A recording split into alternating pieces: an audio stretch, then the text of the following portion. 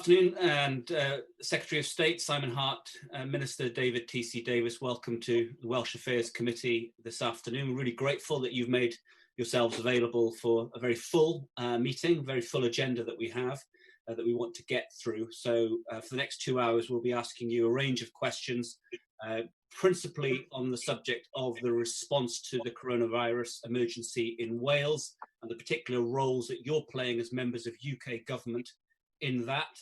Individual members may want to ask other questions as well that are broadly relevant. So thank you again. What I would emphasise to us all, members and yourselves as witnesses, is if we could be really concise with questions and with answers this afternoon, and that will enable us to get through all of the material and all of the ground that we want to cover. So forgive us if at any point we interrupt your answers, no impoliteness intended, it's just to keep us moving. So perhaps I could start, Secretary of State, with a question to yourself. Last week, on May the 22nd, you tweeted that following a discussion with all of the police and crime commissioners and the chief constables of the 4 police forces across Wales, that there was a consensus that being able to travel, drive 10 to 15 miles from home to go fishing, to play golf, to surfing, to go do exercising was fine. I retweeted your tweet, actually, because I thought it was a significant announcement. That has since been described by the Dyfed-Powys Police Chief Constable as incorrect. What was actually said at that meeting, and what is your understanding of what the actual rules are in Wales around exercising? Thank you, and thanks also for your introductory comments. And of course, David TC and I are very, very happy to really deal with any questions as they apply to our job in Wales. That particular question is perplexing for me. You won't be necessarily surprised to hear. We had a formal meeting. It was minuted. Both ministers were part of it. We asked for some clarity around certain expressions. For example, in Welsh Government guidelines, in general is an expression which is used, local expression. So we asked the police, what was their definition of in general and local? And that's the explanation we got. The reference to 10 to 15 miles to travel to play golf or fish was actually Chief Constable Mark Collins' own words, not mine. And not disputed by anybody on that call. And it seemed to us a helpful bit of clarification. We've taken some subsequent legal advice to say, look, if you go to the beach to fish, what would be the view if you went to the beach, for example, to undertake yoga or something like that? And the advice came back, that is, that would really be in exactly the same bracket. So that's what we said. And we were quite surprised, I won't deny it, we were quite surprised when that comment was then somehow interpreted as being incorrect. We took an official record, we took legal advice, we sought the opinion of the chief constables. There was no dissent, we didn't think, to that comment, and that's what we did. Thank you, Secretary of State. Is it your understanding that the chief constable put out that clarification or made his comments about your tweet following advice from Welsh Government to do so? I don't know whether he had any contact with Welsh Government. We certainly had quite a lot of contact, he and I, subsequent, which helped, but in private, which helped clarify the situation somewhat. But his response was, but Welsh Government guidelines only refer to fishing and to golf, and therefore nothing outside those 2 activities are covered. That's not the interpretation we had, and hence why we said what we did. So the way it's left is you're both saying each other is basically wrong in your interpretation. But the reason I'm asking this line of question, Secretary of State, is that this is important because there are now significant differences between the rules in Wales and in England. At the liaison committee yesterday afternoon, the Prime Minister described the differences in rules as, I think he used the word marginal. They're not marginal at all, are they? They're really quite significant. There are things that you can do openly now in England as part of the rules around exercising and going out of your home, which will get you fined in Wales. Are you comfortable that there is now this growing disparity in the rules and regulations in Wales and in England? Well, it's that problem that got us to raise this question with the police in the first place, because not only that, but there's a £1,000 fine which comes with some of these transgressions now. That's a lot more serious for people who are trying to weigh up what the advice actually means. And what I was trying to establish was not what people necessarily what the law thought about it. Precision is important in these situations, and I have to say that I think the less divergence, the better, for disease control purposes, for economic purposes, and indeed for some of these other areas that we're talking about now. And every time we have a meeting with Welsh Government, we have this discussion about trying to minimise divergence for those reasons. Now, I think actually in 8 times out of 10, that generally works quite well. And the PM, as you're quoting the PM, I'm going to quote the PM too. PM has made it very clear from an early stage, if there is some evidential basis for divergence between England and Wales, the Welsh Government need to take a different approach because the evidence supports it. We've never been precious about that, but what we have always wanted it to be evidence-led. Has Welsh Government ever shown you evidence to support any of the divergent rules that you're talking about? Not as such, no, not in those stark terms. We've had conversations about the R number and whether the R number was slightly different in Wales and the rest of the UK, which gave Welsh Government perhaps arguably less headroom to make bolder statements around, for example, relaxing lockdown. But actually we've attempted to actually engage Welsh Government and say, look, maybe we can come to some of your meetings and have some sort of face-to-face discussions around this, so that when it comes to making public announcements, we are as closely aligned as we can be, and if we're not, we can explain why. Why don't they want to be as closely aligned as you're urging them to do so? Well, I think in many respects, that we totted up, as we did, I think, for your last meeting, the fact that now been well over 100, I think I announced 103, 104 meetings, now well over 104 meetings between Welsh Government and UK Government on all of these issues. We suggested to Welsh Government that perhaps we could have a sort of reciprocal arrangement where some of our officials or ministers were at their planning meetings for the reasons I point out. That hasn't met with an affirmative answer. We've had a limited offer of engagement. But this is, to some extent, this is about devolution. This is about Welsh Government's right to take decisions within the devolution settlement. We've tried to respect that, but we've also tried to respect it in the context of a global pandemic, which requires a UK approach to a very significant UK problem. So on that point about the legitimate exercise of devolved competences, can I ask you, over the last 3 months, we have seen Welsh Government use its lawmaking powers to create Welsh regulations and guidance for the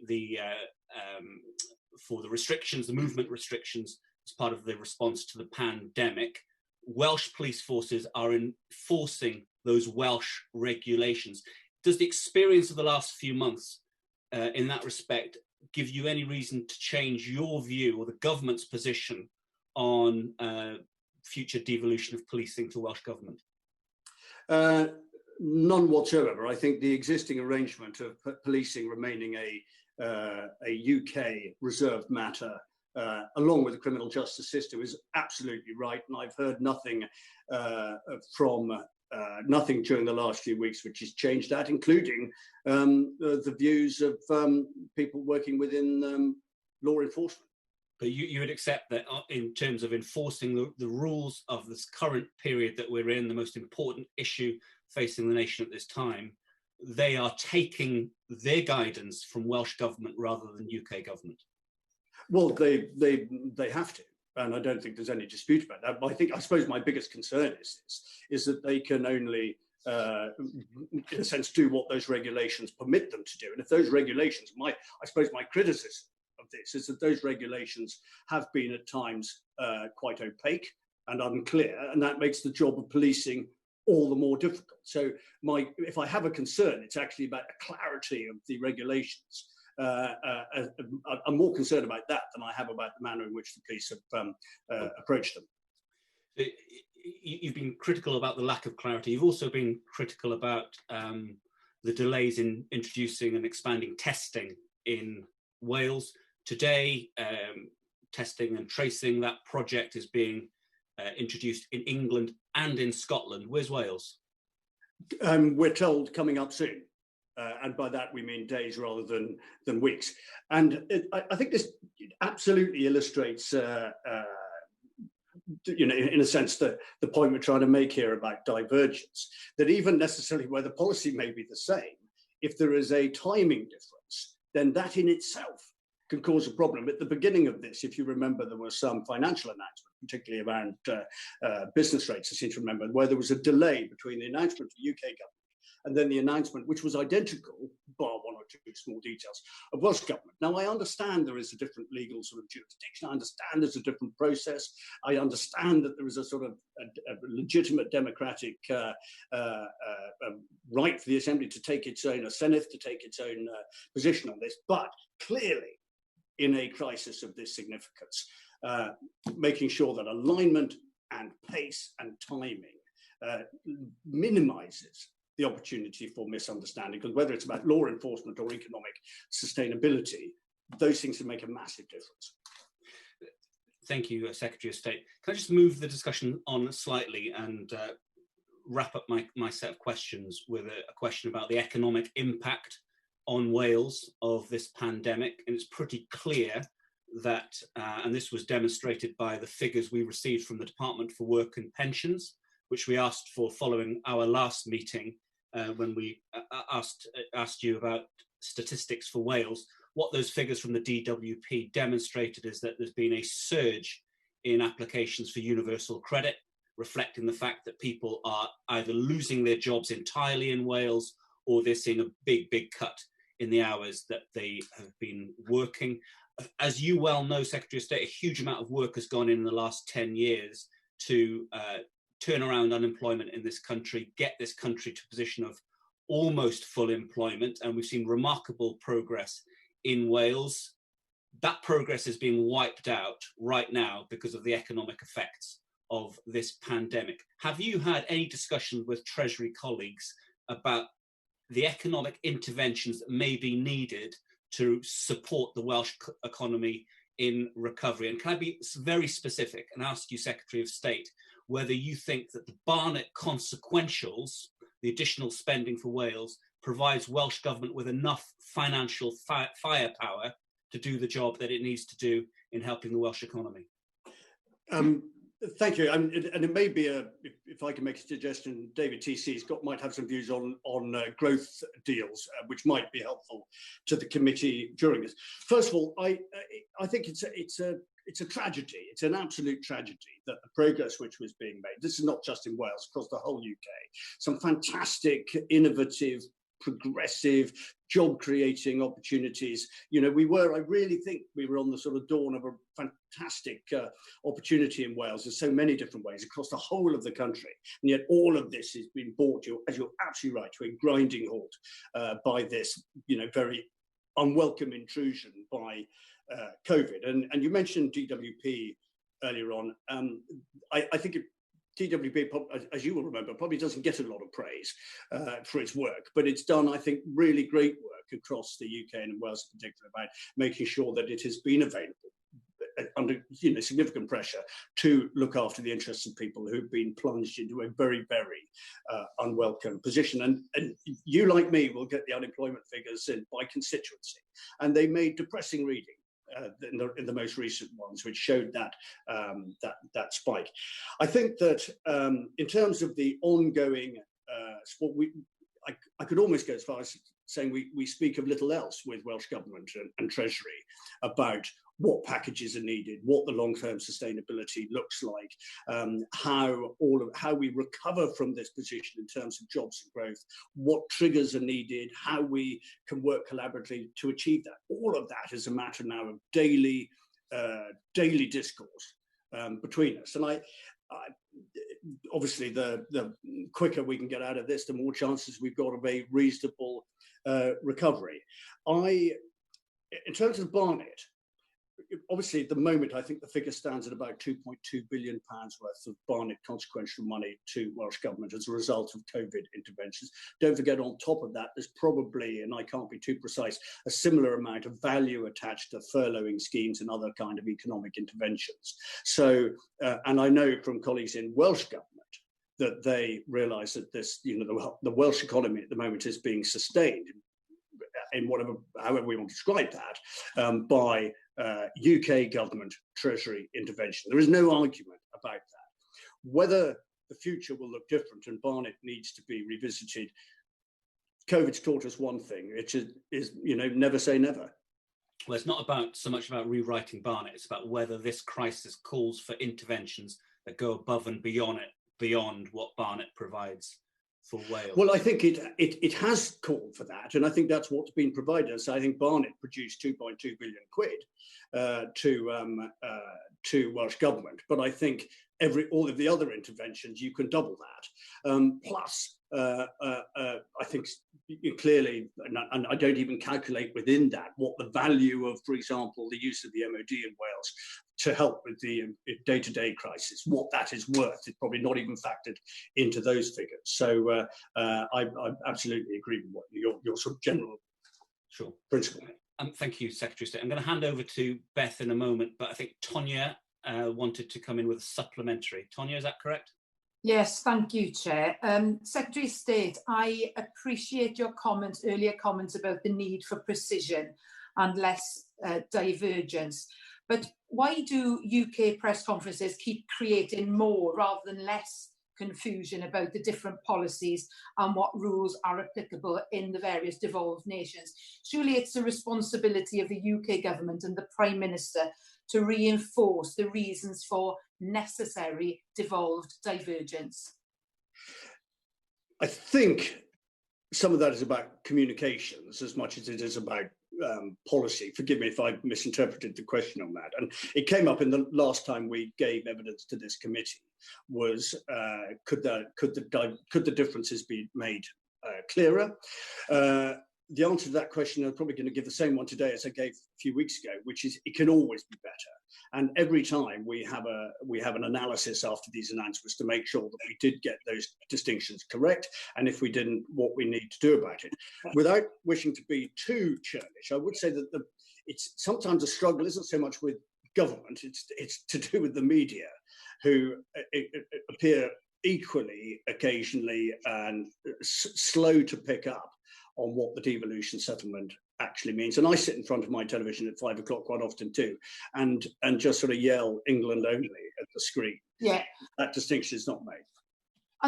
And Secretary of State, I mean, the issue is even more highlighted now because my constituent Mandy has faced abuse from people who have travelled from London to stay in their second home in Mumbles, and their excuse yesterday evening was that they were doing a Dominic Cummings. You know, this is undermining everything that the people in my constituency in Gower and across Wales have been working on. And, you know, what is the government going to do to address this? Because it is a real issue now after the events of what's happened in the last week. I think leaving that particular issue to one side, I think it's been that problem has been the case for some time, actually, and I've experienced exactly the same anecdotes as you have here in West Wales. And you know, how do I look at it? Again, I'll give a repeat answer to the one I gave a few weeks ago. Going into lockdown is quite straightforward. Coming out of lockdown is extremely complicated. It has got some real communications issues, which we haven't always got right. I would be the last to claim that, you know, we have a monopoly on perfection. And there has been some heightened, I suspect, by comments on social media and other forms of media too, heightened frustration around the particular issue which you raised. I don't think that's been particularly helpful, and I agree. Clarity, simplicity, and you know, but pragmatic logic are really important parts of making this work. Thank you. I'm going to take two more supplementaries only on this group: Geraint Davies and Virginia, and then we're going to bring in Beth for her question. So very, very quickly, Geraint, please. Yes, thanks to the state. On stay at home versus stay alert, would you prefer to have seen on the one hand people in Welsh beaches, basically empty Welsh beaches, and on the other hand beaches like Bournemouth where people are sort of packed together like battery chickens, spreading infection? And there's no 2-metre law in England, of course. Thanks, Geraint. I think the question of alert versus at home has been quite well rehearsed. I think that there was a need, we felt, to shift the emphasis a bit from where we were to where we were trying to get as we slowly extract ourselves from, and safely from, the lockdown situation. I looking at photographs I've seen of beaches and normally sort of popular destinations around the West Wales coast, I think that most people are understanding what the message is, frustrating and though it might be, and there are some transgressors. Interesting, the conversation with the police the other day, because we asked them specifically what sort of reaction did they get from people who they were pulling in, off the A40 outside Haverfordwest in their camper van. What kind of response were they getting? Was it A, they didn't understand the guidelines, or was it B, they understood the guidelines but chancing their arm? And the answer was mainly B. People knew exactly what the rules were, but they were just seeing if they could get around them. Thank you. Virginia? Unmute your microphone, please. Yes, thank you very much. Thank you, Secretary of State. The North Wales Police, you mentioned the police, and the North Wales Police have been doing an excellent job in very, very difficult circumstances. I had a meeting with Carl Fawkes, who's the Chief Constable of North Wales Police recently, and he actually said the police, obviously not being devolved, it was very challenging policing in a devolved administration. So I'd be interested in your thoughts on how we can give the police more support.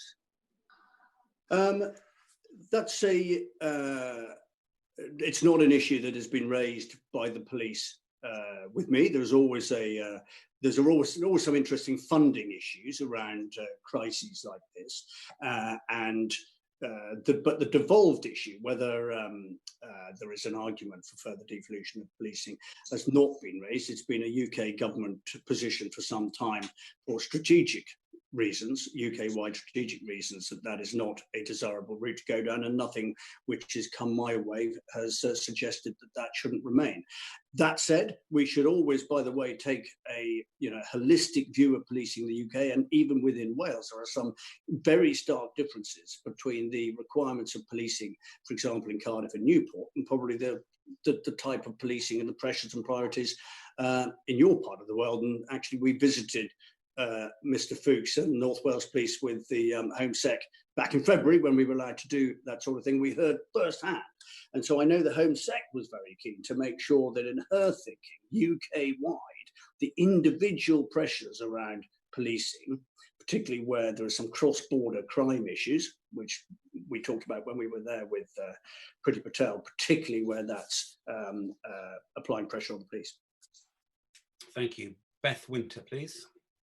Thank you very much. The first question relates to the previous discussion regarding the divergent approaches and interpretation of the guidance. The government's most senior advisor, Dominic Cummings, chose to interpret the advice as loosely as possible and to suit his own needs, while the rest of us followed the rules correctly. I have been inundated by queries from constituents who, quote, are incensed, unquote, by the actions and the lack of action by the government.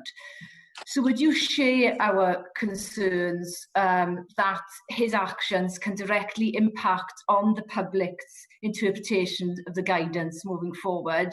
And do you deem him fit and a proper person to continue to sit on the SAGE committee as the Prime Minister's representative and advisor, please?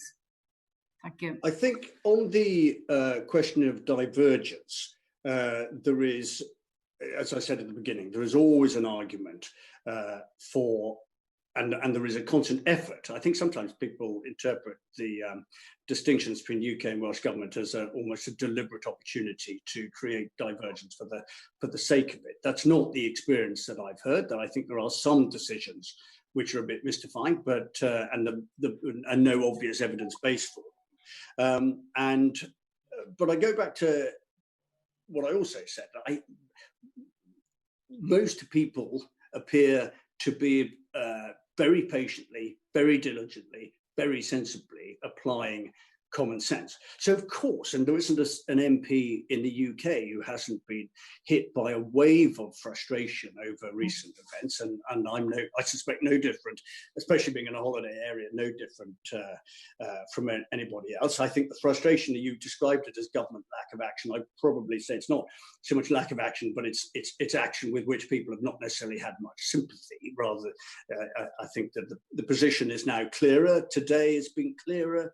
The police have expressed an opinion on what they thought the extent of the offence. The PM has expressed an opinion. We will all be writing to our own constituents, if we haven't already, I have no doubt, explaining where we sit, given that we now know a little bit more about this than we possibly did before. Of course, nobody is suggesting for a minute that anything which causes confusion or dispute around the interpretation of guidelines is especially helpful. Nobody said that, least of all the PM. We want these things to be clear, but in these very, very difficult times, if I sat here and told the committee, don't worry, there will be no mistakes in the next 6 weeks. Everybody's judgment will be perfect. Nobody will step out of line. Nobody will interpret the thing perhaps differently than they should do. There would be howls of derision and complaint from your committee that I was being unrealistic. The second question that I have relates to the economy. Thank you. Yeah. The Institute of Fiscal Studies has reported that Wales is at particular risk of having insufficient funding to respond to the coronavirus pandemic, and Wales has already spent around 2.4 billion on COVID. In the first 3 months of COVID, costs for local government in Wales have increased at a rate of about £100 million, with the lost income estimated at 78 million. The Welsh Government has tried to set aside funding to cover these costs.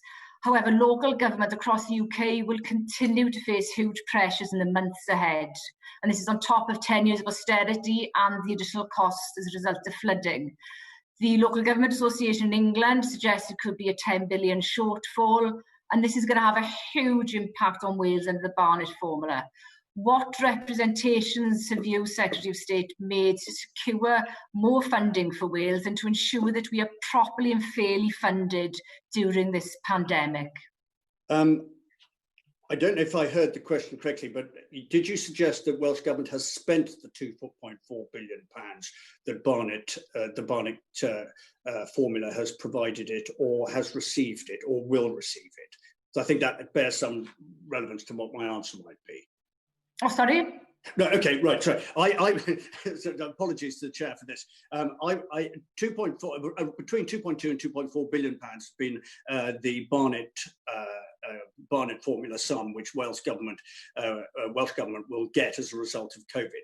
What I don't know, and what I was trying to ascertain, is whether that has been earmarked or spent. I don't think it has, but either way, it is a substantial sum of money which is based on the Barnett formula, which will address some, but I accept probably not all of the concerns that you raise. And I've had conversations with local authorities too about actually the longer term effect of this once UK government interventions start to, and assuming they do, start to be withdrawn. And as I said to the chair earlier on, 2.4 billion is just the Barnett formula. There is then a similar amount on top of that, at least, and that's a sort of rule. It's a sort of a loose calculation rather than a precise one about what the value of furlough and what the value of other UK government interventions might be for the Welsh economy. Now, longer term, and particularly sector by sector, and I know there's been questions around agriculture, questions around tourism, questions around local authority cash flow. Are these systems and processes and set in stone? I think that the way the Chancellor has described all of this has suggested that there is always and must be flexibility around the future funding requirements, whether that's Barnett or other. And the reason for that, and so, what I've been saying to Ken Skates and other Welsh Government is, look, if you want to have a conversation about the reserve fund, or if you want to have a conversation around some of these really technical, let's have that conversation, because I don't think the Chancellor, and certainly me in my current position, are remotely wedded to the idea that there's only one solution and we're going to remain attached to it forever and ever. that would be crazy, particularly given what we've learned from COVID. So I want to be as flexible and realistic as possible. The Chancellor wants to be as flexible and realistic as possible, but we will need to have those quite lengthy and far-reaching conversations with Ken and others to actually ascertain precisely what they think the requirements will be and over what timescale. Okay, thank you. And my final question, my constituency of Cynon Valley is located in the Rhondda Cynon Taf, which was the worst affected by the floods in February. And I welcome the work that you have been doing in cooperation with Welsh Government and Mark Drakeford to ensure the tips are safe, as been outlined in your joint letter on the 22nd of May. So thank you for that. However, the devastation caused by the floods remain to a large extent, with households displaced, businesses closed, dozens of river walls washed away. There are 9 bridges that are still down and culverts that need completely rebuilding. And the Emergency Flooding Summit a short while ago estimated the cost of the repair to the damage in Wales runs to hundreds of millions of pounds. And in Rhondda Cynon Taf alone, the current figure stands at £67 million. Can you please reassure us, my constituents and those across the country affected by the floods, the central government will provide the funding required, the amount that will be provided, and explain how it will be paid to cover the damage that remains in these constituencies? Well, I probably can't answer your question absolutely word perfectly. Just around the time that COVID started to bite, we were having a pretty regular and open dialogue with Welsh Government about what the financial requirements were, over and above those which had already been provided for, and over and above which would normally come under the Welsh Gov or local authority spending responsibilities. And we got to that point, and I seem to remember that it was a case of tell us what the damage is, financial as well as physical. Tell us what the remedies are and over what period of time, and tell us what the costs are and over what period of time, and tell us therefore what you want us to consider as UK government in relation to that. We never got to the end of that conversation, unfortunately, and no blame is attached to Welsh Gov or to the local authorities in this regard, because COVID took over. But I think it is a timely reminder that actually there is some very important and unresolved business which we need to attend to. Definitely give you a guarantee I'll do that. And actually the reason the Coltip letter went out last week was, or whatever it was, that Mark Drakeford and I both took the view that actually there are other things going on which are important and we mustn't lose sight of. Thank you very much, Secretary of State. Thank you. Thank you, Beth. Before I bring in Simon, can I just pick up on that point? Was it a decision on the part of UK government or Welsh government or both to park the discussion about flood relief when the COVID pandemic hit? I wouldn't be at all surprised if I'm about to get the answer that I give you wrong. So will you please, I beg forgiveness in advance if I have got this wrong. I don't think there was any discussion or decision taken. I think the discussions just didn't progress. Just left on the shelf. I think it was unfinished business. But if I'm wrong about that, I will definitely make sure the committee is aware of where we ended up. But I think it just got parked. Thank you, Secretary of State. Simon Baines, and just another reminder, everyone keep their questions and answers nice and concise, please. Thank you very much, Chair. I wanted to move on to sort of industry and finance and the economy, if I may. And we've heard a lot of concerns from industries such as aerospace and hospitality about job losses in the future. And my constituency of Clwyd South, which has many people involved in both those industries, is no exception to that. And my question is, what steps can both the UK and the Welsh governments take to secure the long-term future of high-skilled engineering and research and development jobs in Wales? Thank you. I'm conscious that, and I'm sort of trying to catch the chairman's eye in this, that David TC leads on the North Wales growth deals and Mid Wales growth deals and may have a view on this. So I might pass the ball, if I may, to him. But before I do, I think in the aerospace sector, I think there has been a lot of discussion around the future of air travel, future of airlines. The situation around BA has focused everybody's mind on that. That clearly has a huge impact on organisations, institutions like Airbus, and not that far from where you are. And it's quite, at this stage, it's actually quite difficult to second guess where the airline industry is going to end up, and therefore where the supply chain is going to be. Of course, all of the usual measures apply. All of the sort of job retention schemes and other such treasury interventions apply for those institutions just as they do for others, and thank goodness they do, because that's been an absolute lifeline to some of these companies. Likewise, some of the special arrangements where UK Gov looks at individual companies which might fall slightly outside all of the other specific categories. That's been an important part of this. But Joe, without it make it sound like I don't know the answer, but I know somebody who does. Would it be? Let's bring in. Would I have your permission to ask David to just fill in that gap? Nice and quick.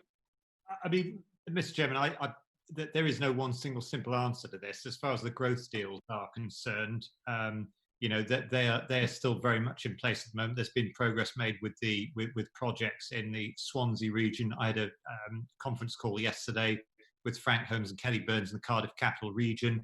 I've spoken with the North Wales growth deal team as well, and the Midwest one is sort of coming along, and that's the one that perhaps the most work needs to be done with. But one of the things that came out of the conversation yesterday was the importance of using the growth deals to support jobs, and high quality jobs as well. And whereas, as Frank Holmes was saying yesterday, a business may look at an investment and look at the return, what is happening in Cardiff and what will be happening elsewhere is that there's a much wider calculation going on, not just in terms of whether or not a certain project is going to bring a financial return.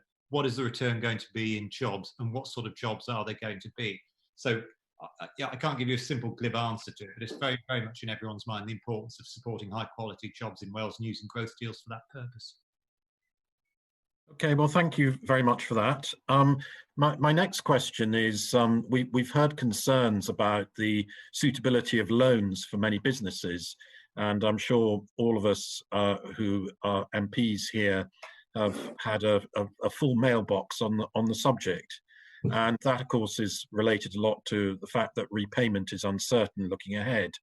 And is there a case to be made for more grant aid or tax rebates, particularly as we look into the medium term when some of these businesses will not necessarily recover as fast as others? Sorry, is that to me, Mr. Chairman? Now, that one sounds a bit above my pay grade, to be honest with you. Secretary of State, do you want to try and answer that then, please? Well, I think possibly a bit above mine too, but I think Mr. Baines' comments have been repeated actually in quite a few conversations which have been going on between UK and Welsh Gov about the risk of increased debt, and there are indeed, and I expect we've all had them, a number of examples where companies, we've contacted companies saying, look, this is what's available, and they've come back to us and said, look, we are not going to, even if it means closing our business, we're not going to take up these offers because they involve a degree of debt that we don't think is sustainable. I think that's quite a serious message. Clearly, from the Chancellor's point of view, he's looking at interventions to keep the economy and to keep people and keep the economy going, keeping them jobs, to sustain livelihoods. But clearly, there has to be an economy at the other end of where we are, and for a thriving whichever sector you're in, to be sufficiently thriving that people can go back to work on under their usual arrangements, and for those companies to be able to sustain themselves in the short and medium term. Now, clearly, individuals will have to make a judgment as to whether grants work in that capacity or whether loans work in that capacity. From the Treasury's point of view, it has to look also at how it is going to redress the biggest chunk of government borrowing pretty well since records began. Okay, and my next question is interrelated with that. And the Chancellor's created arguably the largest and most comprehensive support package of any country in the world, and that has obviously fed through to the Welsh Government. So it's enabled both governments to have significant firepower during the course of the crisis. But of course, these are only temporary measures. And really my question is, what work is underway on developing more medium to longer term arrangements to support those businesses? You're quite right to point out that these interventions are not designed to last forever. They can't last forever. They're designed to get us through a crisis and for us to get out of that crisis as soon as possible and get a functioning economy going again. And the idea that there is we could drift into next year or even beyond on the basis of current interventions is I don't think a realistic prospect. So absolutely, the economic recovery element of this is designed to make sure that there is an economy capable of sustaining the activities of millions of people and millions of businesses once coronavirus is worked with safely through it, and that we're able to return to a degree of normality. Because as the hospitality sector has said to us, this will be a very hollow sort of support package if all that happens is that our businesses close in October rather than in May. We will have achieved very little if that is the outcome for this. So back to what David TC and others have been saying, this is where the growth deals come in. This is where the infrastructure deals come in. This is where the inward investment and the levelling up and the strengthening of the union and all of those issues that we were happily talking about in the run up to the election and the run up to Christmas and the run up to the budget, and which then hit some very deep sand in March when COVID comes along. And I've heard the PM on a couple of occasions, I don't know if he did in the liaison committee yesterday, the chair may have a view on this, I've heard him say on a few occasions that all of those exciting investment opportunities are probably more important, even more important now as part of the recovery process than they were before when he first made them during the course of last year. Thank you. Simon? Okay, now that's my questions. Thank you, Chair. Thank you, Simon. I've got two very quick supplementaries, Tonya and Virginia, please. Thank you, Chair. Secretary of State, I think it's very interesting to hear you talking about medium and long-term arrangements, but can you actually be specific? Because people need to know, when are the government going to come forward with clear proposals on steel, on the aerospace industry, especially Airbus and British Airways, and other anchor industries in Wales?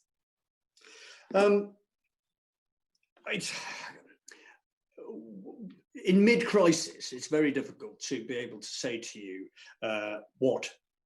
to give you a clear answer. For example, we know with steel orders have reduced significantly during the COVID crisis because of the slowdown, in some case stoppage of the entire manufacturing chain.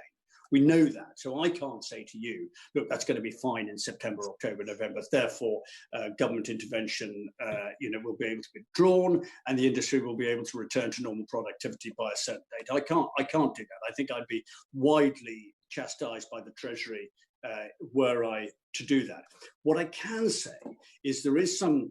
And it has been, by the way, since way before COVID, as colleagues of yours will attest, way before COVID, there has been a lot of talk about what does a sustainable UK steel industry actually look like. And in the context of whether it's Selsa, whether it's Tata, whether it's Liberty, as three prominent manufacturers in Wales, the view has been from them, as much as it has from UK government, we need to actually work out and decide what the strategic position looks like, and before we can decide for certain what they want from UK government, and in a sense what UK government wants from them with a sort of decarbonisation process. Likewise on aerospace, I mean, we all want the market to return to what it was before and improve as we improve our competitiveness and win more orders. We can't make that commitment until we're further on in our recovery process than we are Thank you, Secretary of State. Just to make a point on that. Sorry, ask Virginia to come in. Sorry, Tonya. All right, okay. Your supplementary, please.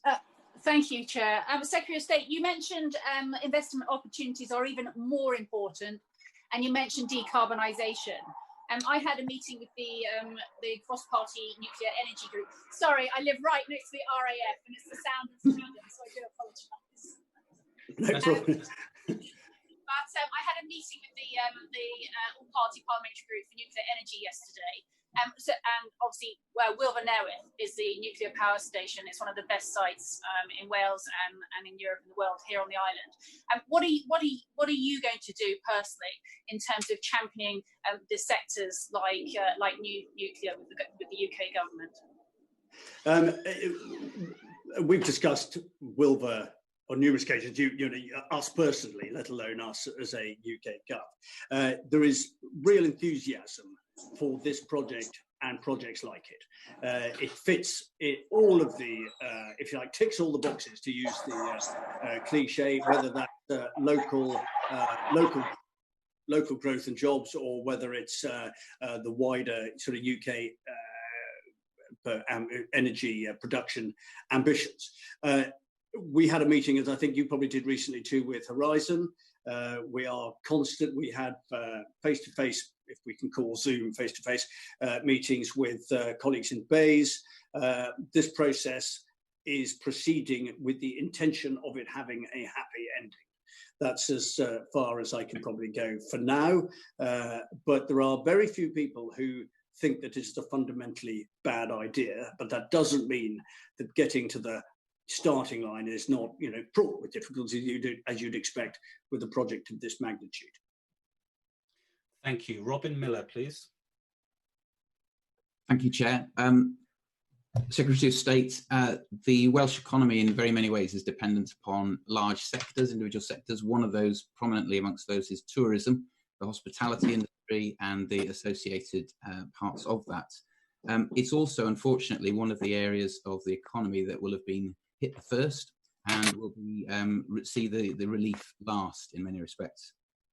What discussions have you had, please, within the UK government and with the Welsh government about ways to support the sectors that are hardest hit by this pandemic, please? And in particular, I'm interested in aspects such as the seasonality, which affects particular sectors like tourism. Yes, it was. It's described, isn't it, at the moment as a 12-month winter. I thought that was a really apt description of the sort of feeling within holiday and hospitality. Clearly, there have been some intervention measures provided by UK government which have kept a huge number of businesses from literally going under in weeks 2 or 3 or 4, and I can think of some very big, very successful, very sustainable operations in my part of the world, which were instantly plunged into a really serious cash flow issue and with no prospect, had it not been for furlough and CBILS and other measures, would not have necessarily, wouldn't be around even today. The measures, however, that gets us only through possibly to mid this season or even the end of this season. There's then a long winter which is normally devoted to investment and essential spend. That's going to be under risk, which has a supply chain knock-on. And then the assumption is that we can resume as normal in next spring. And that's a big assumption to make. I think we would probably both agree. So the conversations with Welsh government and UK government, and DCMS have been doing quite a lot of work on this, is what flexibility we have to have within these systems, for example, around furlough, to take account of the fact that there are some really big seasonal differences in different sectors in different parts of the UK.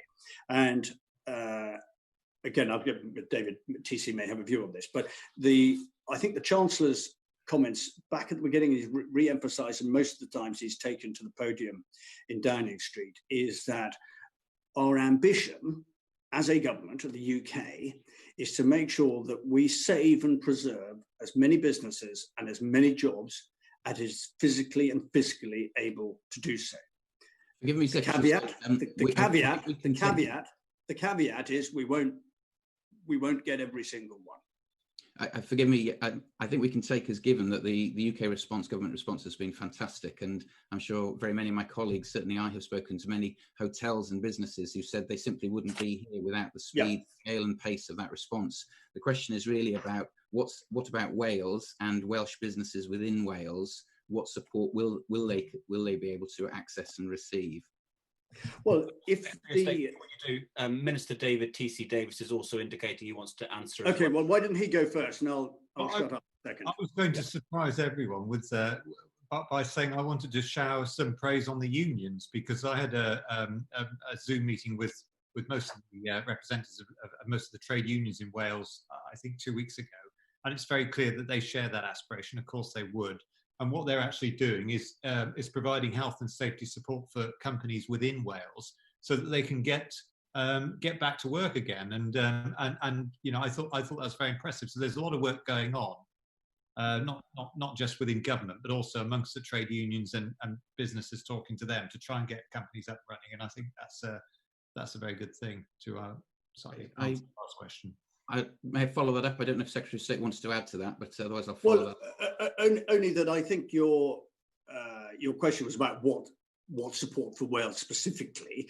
There is the Barnett consequences of what UK government is able to do for jobs and livelihoods anyway, and that's been referred to, and that is, as we know, a matter for Welsh government to decide how that is assigned and distributed. The wider question, then there's the UK, the reserve matters, which are hopefully will help individuals and don't have to go through the process of Welsh government decision making. But the longer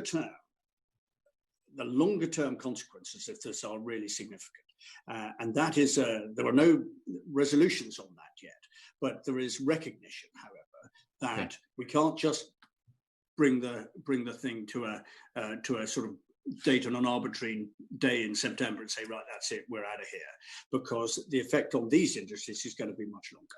Okay, so one of the characteristics, if you like, I would suggest, of the tourism sector, but also business across Wales, 95% of the businesses are micro businesses, even though they're responsible for 35% of employment. Now, that's not the nature of that is one of dispersal, and it's right across Wales. It isn't a question of hotspots and clusters. So in terms of practical support for them, there have been grants offered to some businesses who have a business rating, but not all of those do. Now, in that case, has there been any discussion around commercial rents, for example, where a small business might be paying a rent but not be registered in that way to enable them to access existing grants? Yes, there has, and I've had that conversation with Ken Skates. It's an ongoing one. The truth is, probably isn't much progress in this area. There's a little bit around, protecting people against eviction, which is a very, it's in a sense starting from the wrong end of the problem, in my view. Clearly, UK Gov's desired position is to avoid people getting into a situation where they're going to be in this difficult and stressful and embarrassing position in the first place. Truthful answer, we're not as far forward this as we should be, and we probably need to put our foot on the accelerator. Okay. Shifting the focus a little bit then, there's a lot of talk of supporting business and business being supported, but I'm equally interested in what business is doing itself to grow, if you like. Lots of talk, if you'll indulge me in an image, lots of talk of plugging holes in the boat, but a lot less talk about setting the sails and adjusting the rigging to get going again. What opportunities can the UK government do in Wales to encourage investors and unlocking private equity and capital? Wow. I think this is the big question, which we've been wrestling with in the Wales office during COVID, because we want to be ready for that moment when, if you like, we're back on the world market and we're back, and we want to ensure that people don't miss out on opportunity of inward investment in Wales. Again, I keep deferring, for good reason, I would like to think, to some of the comments around growth deals, which David's made, also some of the comments made by the PM around big infrastructure improvements, big union building, levelling up projects which will present Wales in a sort of much more prominent and accessible and exciting way than perhaps before. And I think that, out of adversity comes opportunity. And I think there are examples of people who are looking to, adjust their business models, change the way they do things, look at other ways that they can incentivize customers. At a very micro level here in West Wales, I've been quite, in the darker moments, I've been rather cheered by the number of people who refuse to lie down, refuse to let their business, which they spent a lifetime building and investing, refuse to let COVID get the better of them. And in that refusal, what they've been doing is thinking, okay, well, we might not be able to do it like this anymore, but we can do it differently. And some of that's around social distancing. Some of it's around, actually, we're probably going to live either with this pandemic or other pandemics for a bit. So we've got to change the way we practice. Forgive me again for interrupting, Secretary of State. No, I was banging on. I've been allocated a number of questions and I must get through them. Yeah, fair comment. Sorry, Chair. Nice and quickly, please. Yeah. Okay, I'll crack on then. So in terms of moving on then and thinking about supply chains, which is obviously a key part of business, one of the observations of this pandemic has been, Secretary of State, that actually a more localised approach to procurement will build some more resilience, and there's a need to actually focus more on developing local supply chains. How confident are you that the supply chains in Wales and the rest of the UK are in fact robust enough to navigate this pandemic and its aftermath? I'm probably not as confident as I would like to be at this stage. I think the reality has become much more stark. And I had a very interesting anecdote from somebody from in vehicle manufacture industry, that being too precise recently, when we were talking about reduction of carbon footprint. And they made absolutely the right observation that in the manufacture of vehicles, we've been too fixated on what comes out of the exhaust pipe and actually not what goes into the manufacture process. And we can possibly, for example, as that example, we ought to be looking at ways in which we can be much more effective in our supply chain, i.e. rely less on foreign imported parts in that particular industry than we have been, rather than just stick a machine at the end of the exhaust pipe, measure that and declare it either advanced technology or not. We're approaching that problem the wrong way. And I think that if people have become aware of that as a consequence of COVID and the vulnerabilities of the supply chain, we've got a chance of being able to encourage and create investment around supply chain manufacture, which at the moment we just simply rely on China or rely on South Korea for, and that would be a really significant step forward. You've mentioned China, and clearly we're in the middle of a number of trade negotiations as the UK and deals. How confident should Welsh businesses, and obviously very close to my heart there is Welsh farming, but businesses broadly, how confident should they be that actually the UK will secure some good deals in this round of negotiations? And obviously the EU is another source of that, in America. I was quite confident. I was getting more and more confident before COVID struck, and I think in some ways COVID hasn't dented my confidence that there are some really good deals to be done. And as I say, in some cases, I think there's probably arguably some enhanced deals to be done as the world comes to terms with what the pandemic's impact is on the global economy. So yeah, as I say, and I think if we get the levelling up and the strengthening the union bit, to use those two cliches, right, then I think Wales is going to have a much more prominent place on the world stage in terms of deals, if it's doing deals direct or if it's doing deals under the umbrella of UK Gov. Having said that, of course, the UK economy is big. It's, if you like, it's the Gulliver in a land of Lilliputians when you look at the sort of the individual home nations. Is there a risk, do you think, going back to the subject of divergence, that if the UK economy switches on ahead of Wales, do you think there is a risk then that Wales might get left behind and suffer for that divergence at that point? Well, my conversation with ministers in Welsh Government suggests that they're concerned about that, yes. I'll give you a very real example. I was speaking to one gentleman just this morning, a provider of a tourist attraction, who has close to £1 million of forward bookings. And he was telling me he's certain that those will be lost because they're seasonal. He's certain that those will be lost to other business outside of Wales if Wales doesn't switch on at the same time as the rest of the UK. I absolutely support that concern, with one important caveat: is if there was evidence that suggested that divergence was necessary for public health reasons, then we may have to take a view, just as we might if there was an outbreak somewhere else in the UK at a regional basis. So, but any divergence, which is just to make a political point, comes with the risk that you've just described. And we would never be forgiven if we allowed that to happen.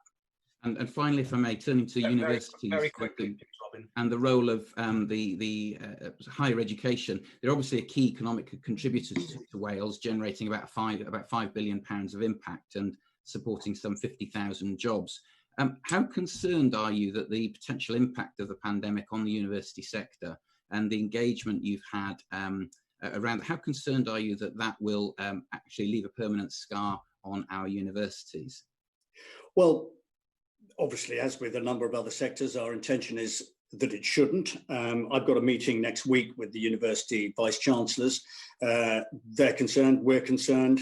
There have been some measures, because the student loans the student loan element of this is not devolved, even though education is. So there have been some adjustments to the student loan arrangement, which is designed to help universities. Whether that's enough to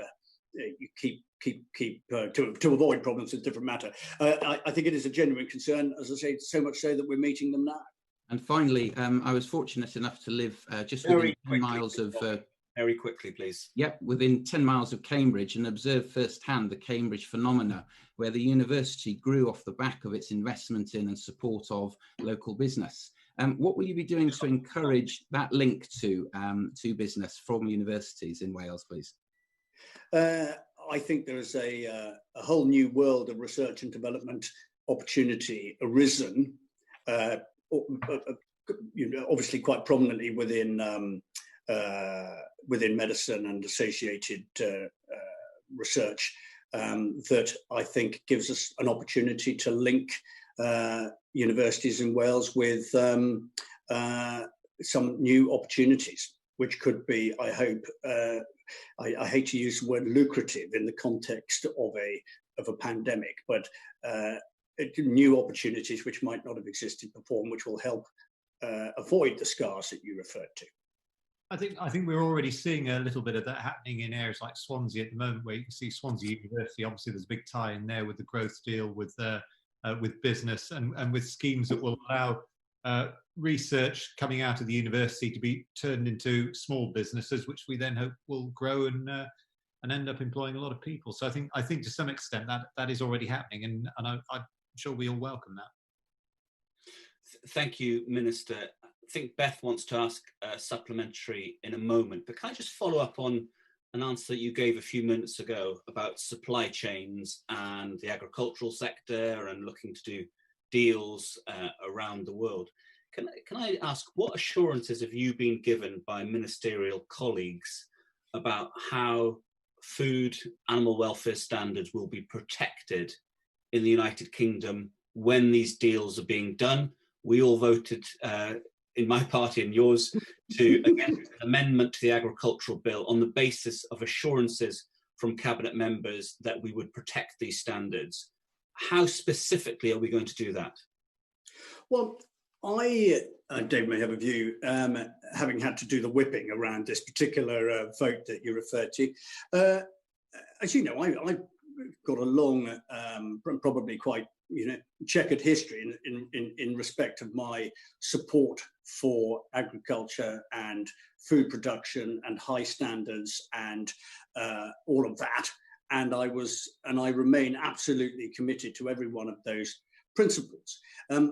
I do actually think that the amendment which we were discussing last week and which was rejected sort of clouded the vision on that, because and as you saw from the public lines that came out and from Victoria Prentice's own speech, nothing within the agriculture bill actually really altered any of that, and it doesn't alter the fact that the import requirements in the UK remain.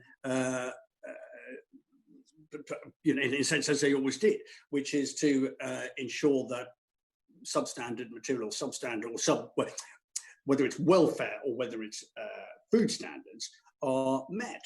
And I wasn't completely sure why there was a sudden panic about the fact that this was all going to go, all the hard work which had been done in achieving those standards was necessarily going to be ruined by that one particular discussion around a trade deal with the US.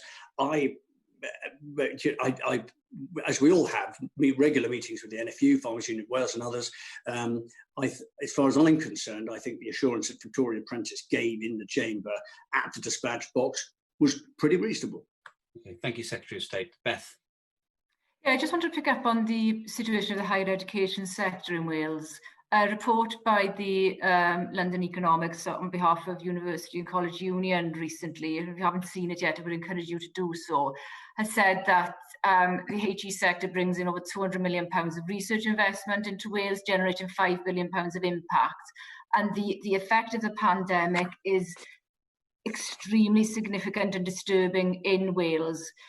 Student numbers are estimated to drop over 13,000 the forthcoming academic year.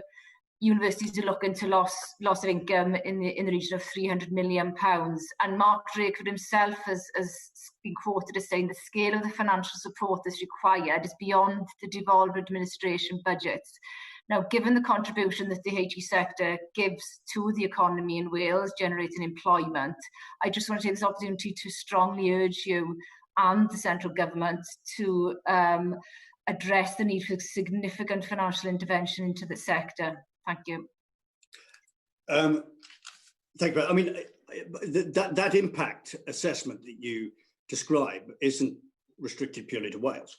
That's a UK-wide issue. This is I'm not going to sit here and underestimate the impact of this pandemic on higher education. It's one of the most challenging, worrying, and drastic impacts of this whole period of time. And Mark Drakeford is right to say that the devolved budget is what it is, but he could have added that actually almost all of the issues that we've been talking about today and over the last 6 weeks has been beyond the reach of the devolved nation. That's why the UK government has stepped in and done what it's done. And that's why, if I can make a cheap advertisement for the union, which I know will be largely welcomed on this call, that's why being part of the United Kingdom has been such an essential aspect of keeping the economy of Wales going. Can I just come back on that point? Because Cardiff University recently published a report which estimated that Wales, the devolved government, has spent over £500 million in excess of what is received from central government. So there is a significant shortfall in terms of what Welsh Government is having to spend during this pandemic. And we would urge central government to fill that gap in funding, please. Well, I haven't read the report, but in none of the 106 meetings that I've had with Welsh Government officials have they raised that particular concern with me, or that figure. Secretary of State, thank you. I think Tonya Antonazzi wanted to come back in. Yes, thank you very much, Chair. Secretary of State, everybody from every walk of life knows that the future post-COVID is not going to be fine, which is why the UK government having clear proposals for industry and business is so important, that people know when. But Welsh Government has gone further than UK Government by providing bespoke business support. And I pay tribute to the businesses in my constituency and across Wales who are not letting COVID get the better of them, like yours.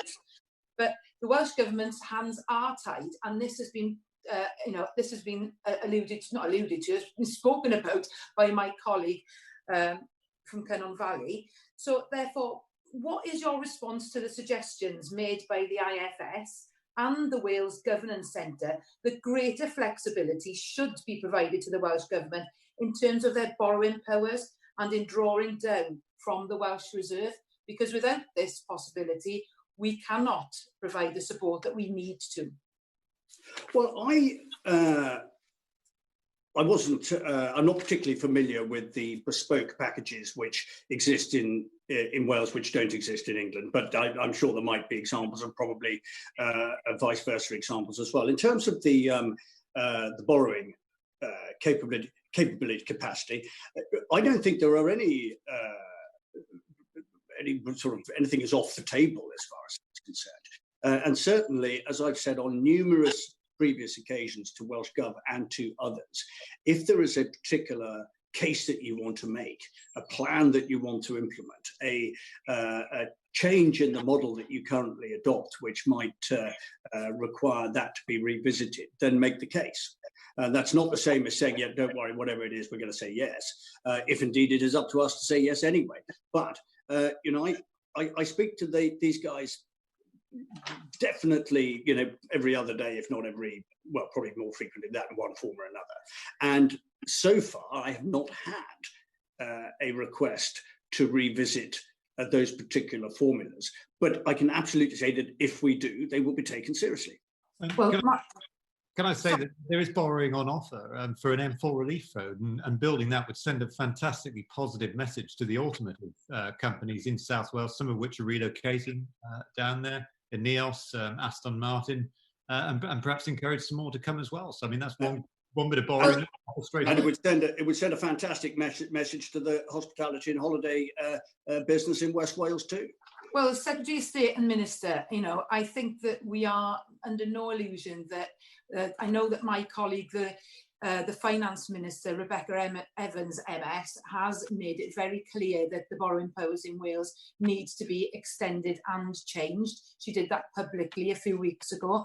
And also I'd like to ask that when have you had meetings with the Wales Governance Centre? Have you had any? Are you aware of their proposals? Because we as a committee have had those meetings, and what they are saying is very, very important, and I hope that you will both listen to what they have to say.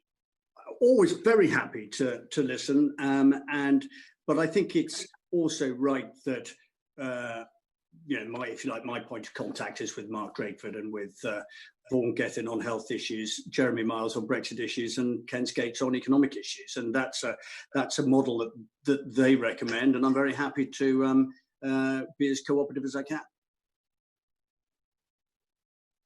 Tonya, thank you. Okay.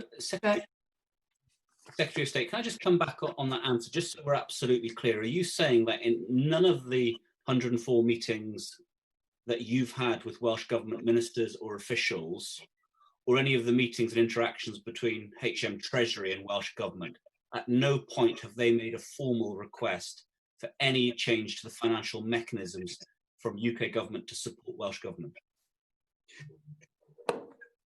None of the ones that I've been present at, but in that 104 or 5, or it's probably 110 now, some of those will be official to official level. But you know, I can see the trap here, Chairman, a long way off. But no, and it's perfectly reasonable for you to set it. It's not a question that which I recall being asked, or you know, or it coming up, and I wouldn't worry if it was. It's perfectly reasonable. I'm very happy to talk about it with anybody at any time. But I don't remember that being raised. And I spoke to Ken Skates on Monday, or day before yesterday, I think it was, and we were talking about things like the Reserve Fund, and you know, so there have been opportunities relatively recently where Welsh Government could have said, look, can we have this discussion? I don't remember having it. If I have misled you in any way, I will correct it by the end of today. Sure, and Secretary of State, it's not a trap at all. I think it's just really important to be clear that, you know, no matter what Welsh Government ministers might be saying on the floor of the Senedd or in their comments to the press about wanting to change financial mechanisms, I think it's important for us as a committee to hear and to understand whether they've made any formal request at all. And you know the form here, as lots of others do on the call as well, that when those requests do come through, I mean, a chat over the phone, which officials are at present, are one thing, but I don't even recall that being asked on those.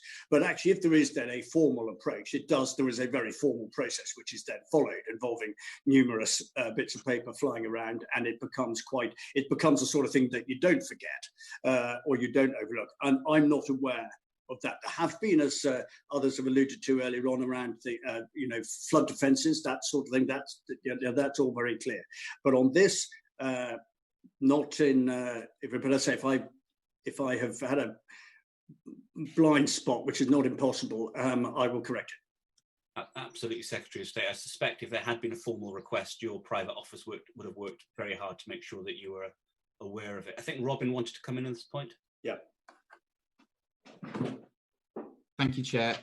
Secretary of State, I just want to go back to that picture which I presented of a boat where all the effort's going into plugging the holes rather than setting the sails. And I just wanted to be clear with you that Tonya has made an important reference to the Governance Centre, I think it was at Cardiff University, and recommendations we received. But they were challenged also that so many of these presentations and recommendations we've received have all been about plugging the holes in the boat and not setting the sails. Are you saying that you want to hear more proposals for how to grow rather than just how to cope?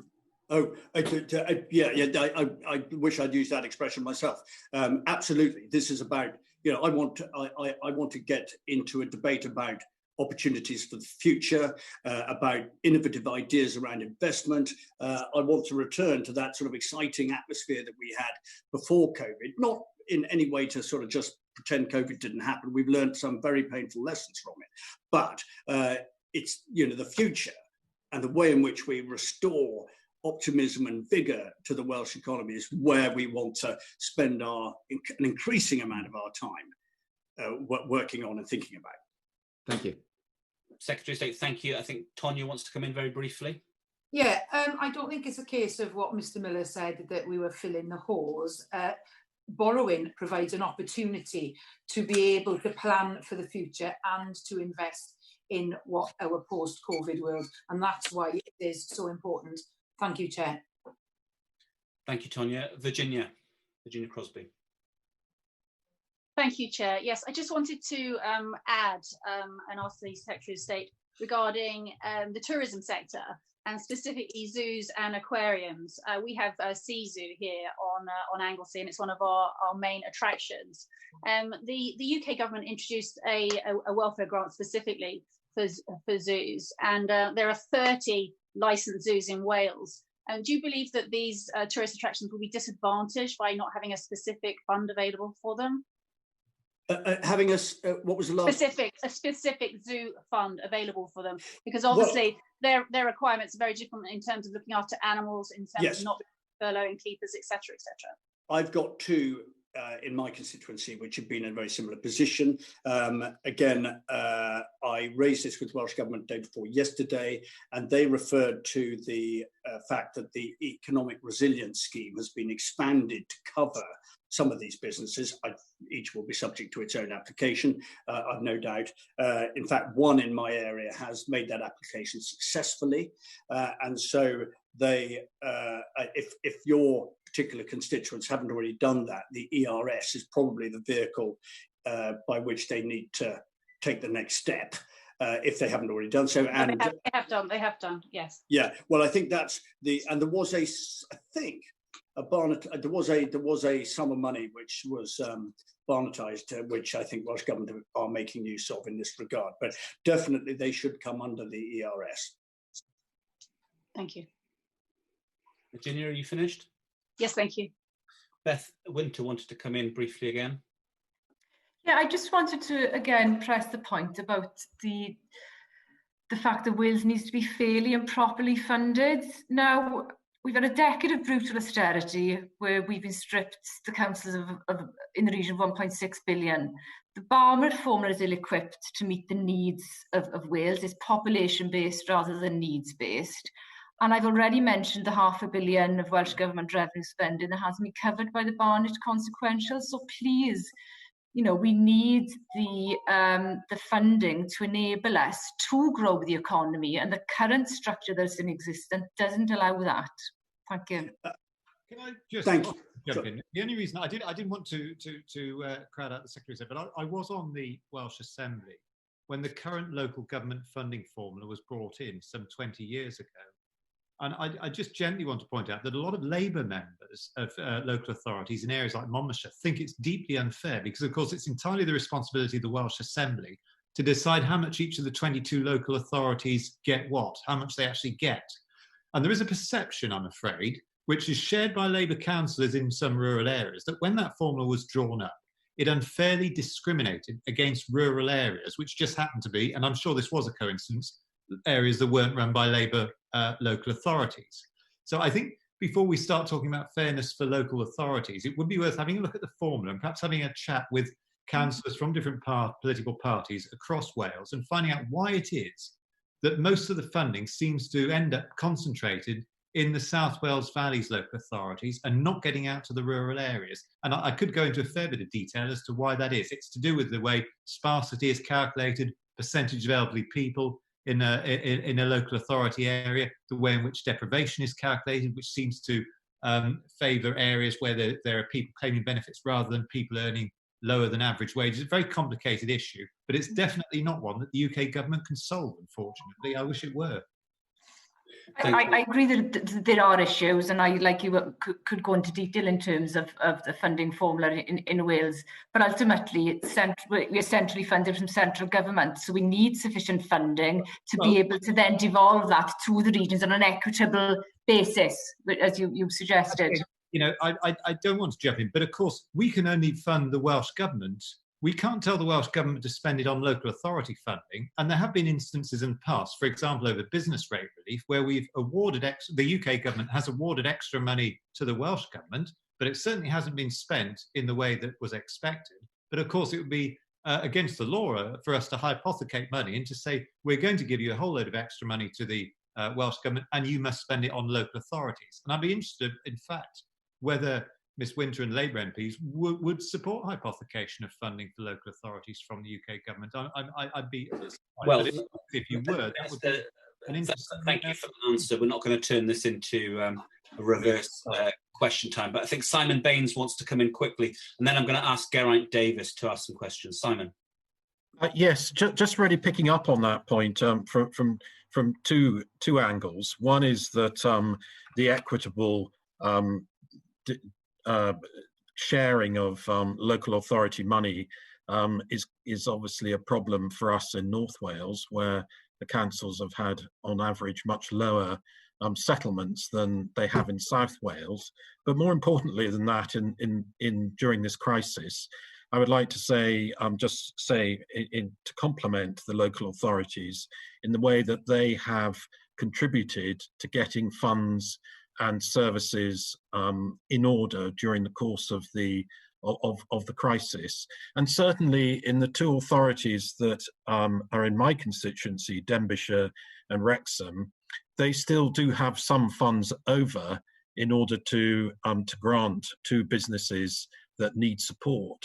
And my impression overall, going back to some of the earlier points that have been made, is that the Welsh Government at the moment is in a situation where it still has funds that have come from Westminster, which it can spend during the coronavirus crisis. Thank you, Simon. Who's that to? Is it David or David? David. Yeah. I feel I was getting a bit carried away the last time round, but I accept the general point being made, and there are issues over the whole of funding at the moment for local authorities. Thank you, Minister. Secretary of State, did you want to add to that? Are you happy to move on? There's nothing I can add to that, I don't think. Okay, Geraint Davies, please. Thank you, Secretary of State. On the funding issue, as it's just been raised, I think it is worth pointing out that overall local government in Wales has been much less hit by austerity than England, where they've had something like a third cut. But the main issue for us today on funding is the global amount given to Wales. And our evidence from the Welsh Fiscal Analysis by the Welsh Governance Centre shows that about £1.75 billion pounds has been given to Wales compared to 2.25 of spend, a £500 million shortfall. And remember, of course, Wales only has a budget overall of 20 billion, a £500 million shortfall. And the reason for that shortfall is simply that Wales is poorer, older, and in more poverty, and therefore we need more money and more rural to do the same things as in England. Can I interpret you, Secretary of State, as saying that you would support a needs-based response in terms of funding from UK government to Welsh government for this, without getting into Barnet, just that we have the money to do the same job in Wales as they would do in England? No, you can't say that. But what you can say is what I said, which is I'm always happy to look at requests and discuss requests from Welsh government about these and related matters. That's what I said, and that's what I'm happy to be quoted. All right, okay, I misunderstood you. So I thought that's all right. I hope I cleared that up. Basically, the Institute Fiscal study and the Welsh fiscal analysis we've seen shows basically that the Barnet consequentials are sort of basically prorated, and we've got much more need, so we need more money, we spent more money. But I mean, there is Wales, don't you, that we get what we need as opposed to just agreeing with whatever you're told. I mean, we shouldn't forget, of course, that the Welsh government does have the ability to intervene on tax regimes. It can exercise that power if it so wished, so I would be intrigued to know why it has so resolutely declined that opportunity. Yeah. Okay. Well, on that point, it might be the case that that the average wage in Wales is 70% of the UK average, so we don't want to tax people more. But on that point, on the borrowing point, given that we've now got devolution of income tax, that gives a steady stream of income to repay borrowing. So why will you be supporting moves to have more borrowing flexibility for Wales, given we can pay them back, so we've got more flexibility to respond to the pandemic in the short term? I absolutely know that any requests for sort of to explore that course of action will be taken with the utmost seriousness by the Wales Office and by the Treasury. Excellent. Then on the Shared Prosperity Fund, you'll know that its predecessor, the Convergence funding, was spread over 6 years. And the problem for Wales is we just get year after year money, and you've got to spend it all. You can't save any of it. Would you agree that the Shared Prosperity funding should be over a larger time frame, perhaps out of the Comprehensive Spending Review, so it can be properly planned strategically as we move forward out of COVID? I think you repeat one of the arguments that the Leave campaign were making during the Brexit discussions last year about pursuing a course of action which gives us flexibility in terms of financial planning. And again, SPF has been was a hot topic before COVID. It'll no doubt be an even hotter one from here on in, and of course will be inevitably entwined in the discussions which we're all going to be having very collaboratively, I think, over economic recovery. And that's not to say, by the way, which I know is a concern of some people, that it's just going to be sort of absorbed into a wider sort of treasury, sort of melting pot of ideas and proposals. But I'm just saying that I think that we are looking at a very different economic landscape in May than we were when we last talked about it in February.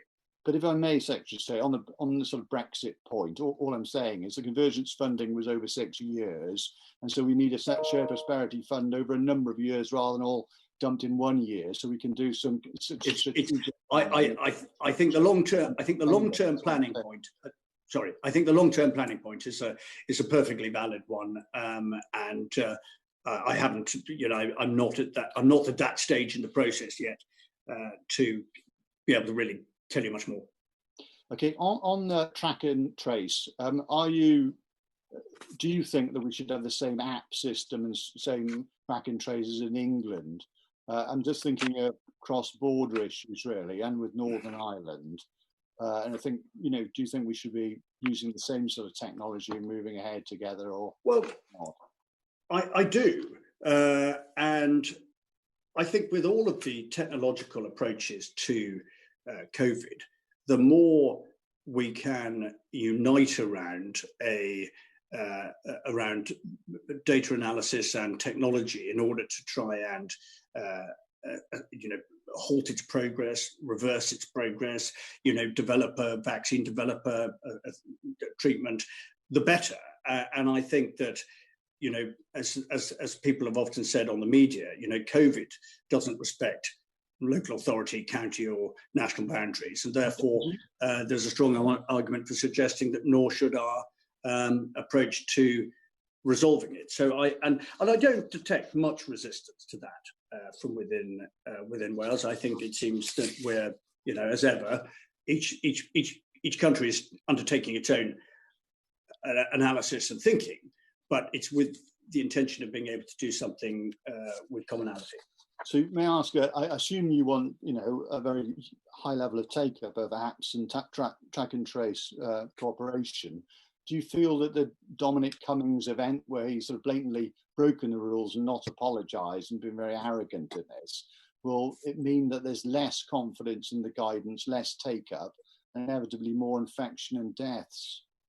I think obviously the more people who sign up to these measures, the better. I know there's been one or two issues around data, and there's been one or two concerns about how protected people's data would be as a result of these kind of apps and other measures around collecting relevant information. To that charge, I've often said, well, actually, when we present ourselves at hospital or at a doctor's surgery, we are largely declaring the same amount of data into largely the same system as we would be via the means that we were talking about, trying to get my words right. I do think, and I say this with all sincerity, I do think that the objective and concern uppermost in almost everybody's mind, leaving aside what the press and everything have been saying recently, remains a very, very fervent desire to rid the country of COVID, to get back to normal and to restore order to the economy. And I think, and I really do believe this, I think that is what most people are focused on doing. Yeah. And I think if the sort of news stories of the last 36 hours, I would be very surprised if the news stories of the last 36 hours distracted people from a very, very serious objective, which we hope will all be attempting to unite around.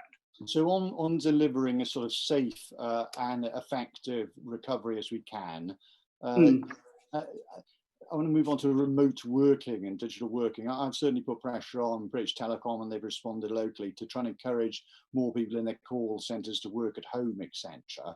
Would you, encourage everybody who can work at home, as it were, or for companies who can enable people to work from home wherever possible, they should continue to work from home so that, there's simply less infection, less bustle, more space on public transport, etc. So where you can work from home, you should work from home, and we should support that. Would you agree with that? Well, yeah, I don't think the guidelines have changed very drastically from that. And I remember right at the outset, it was, if you can't work from home, you should go to work.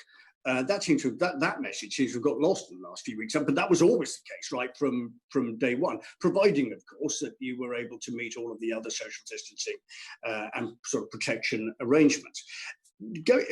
I'm not quite sure if your question was about now, whilst the outbreak is now and live, or longer term as well, because I want to, I think we need to look towards a more digital future, and the idea that people have been at home now, they should be dragged back to work, seems to be a bit strange to me. And also, maybe you could comment on public transport, whether we should be investing in it. I think thinking about what's the trajectory forward in terms of working at home, digital. I'm detecting more and more people actually quite want to go back to work if they're safely capable of doing so. I think I'm just witnessing it amongst my own sort of circle of friends, a sort of feeling that it's part of the sort of trying to get back to normal, but very conscious of the safety requirements in doing that. We had a conversation in the Wales office this morning looking forward about our priorities in terms of the economic recovery, and actually we've shoved you might be pleased to hear sort of digital connectivity higher up the priority list than we did before, because whatever we may say